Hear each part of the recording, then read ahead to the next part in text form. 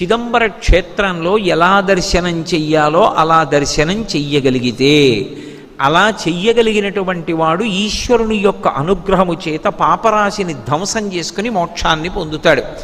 ఇక్కడ సాధారణంగా ఒక అనుమానం ఉంటుంది, ఏమిటండి వెళ్ళి ఒక్కసారి అలా దర్శనం చేసినంత మాత్రం చేతనే చేసినటువంటి పాపరాశి అంతా ధ్వంసం అయిపోతుందా అని. పెద్ద దూది కుప్ప ఒకటి వేశాను అనుకోండి, పర్వతమంత దూది కుప్ప వేశాను, అందులోకి వెళ్ళి ఒకే ఒక్క నిప్పు నెరుసు ఒకటి పడింది, చాలదా ఆ దూది పర్వతం కాలిపోవడానికి? భగవంతుని యొక్క అనుగ్రహంతో కూడుకున్నటువంటి కటాక్ష